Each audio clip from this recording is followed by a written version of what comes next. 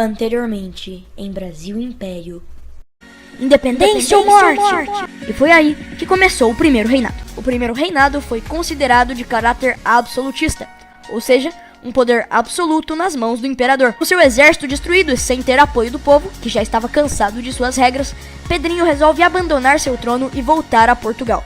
Dom Pedro II era menor de idade e não poderia assumir o trono, que deveriam ser eleitos, numa assembleia, 3 pessoas para governar o país. O povo começou a ficar doidão e a se revoltar contra o governo. Insatisfeitos, os liberais se unem ao povo para dar fim ao período regencial, através do golpe da maioridade, que consistiu em reconhecer Dom Pedro II como maior de idade aos 14 anos.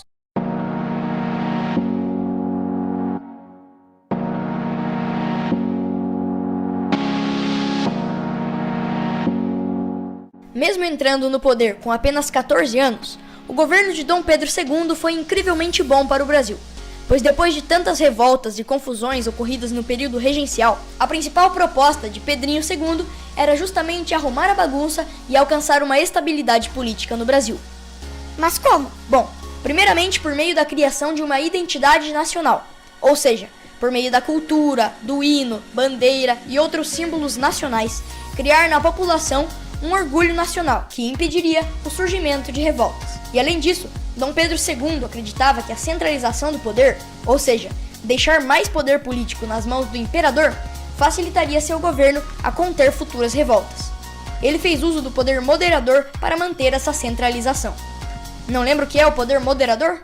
Um poder que dava a ele o direito de interferir em todos os outros poderes. Ou seja, se ele não estava contente com a brincadeira, o poder moderador garantia seu direito de mudá-la, controlando as leis e sua imposição. Além disso, na época, 2 grandes partidos políticos haviam ganhado força: os conservadores, que defendiam justamente o poder centralizado, e os liberais, que defendiam um poder menos centralizado e mais autonomia nas províncias. Dom Pedro II, para atender aos interesses dos dois, resolve alternar o poder entre eles. Como ele fez isso? Não é ele o imperador? Sim. Por isso que ele decretou, em 1847, o parlamentarismo em seu governo. Ainda não entendi. Calma, isso significa que o parlamento teria que apresentar, de tempos em tempos, 3 nomes para ocuparem o cargo de primeiro-ministro. Dentre eles, o imperador escolhe apenas um para ocupar o cargo, que basicamente auxilia o imperador em seu governo. Ok. Mas o que isso tem a ver com deixar os 2 partidos felizes e tal?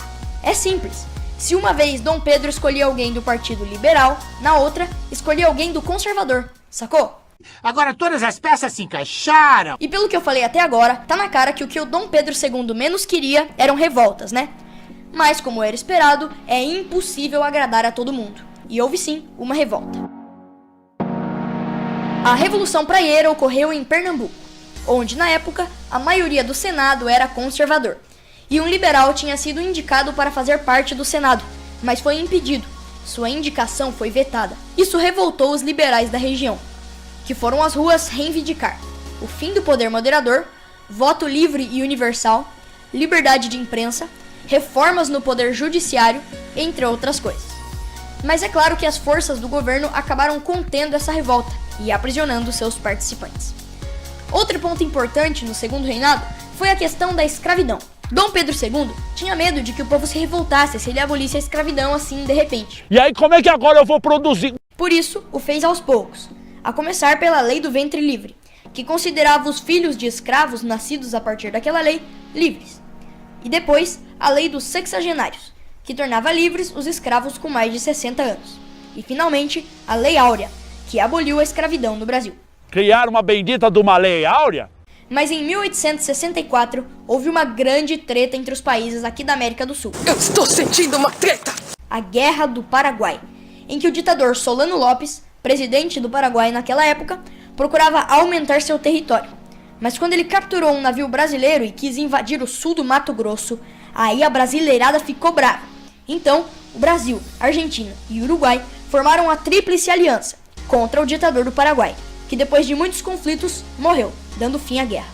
Mesmo o Brasil tendo vencido o conflito, os gastos que o governo brasileiro fez para combater o Paraguai geraram crise, demarcando o começo do fim do Império. O fim. Além disso, por ser contra a escravidão, Pedro II acabou perdendo o apoio dos produtores rurais, que usavam de mão de obra escrava. Como é que eu posso produzir se agora eu vou ter que pagar salário pro pessoal que trabalhar aqui? Perdeu também o apoio da igreja, pois nenhuma ordem do Papa poderia chegar ao Brasil sem antes ser aprovada por ele, o que descontentou os católicos.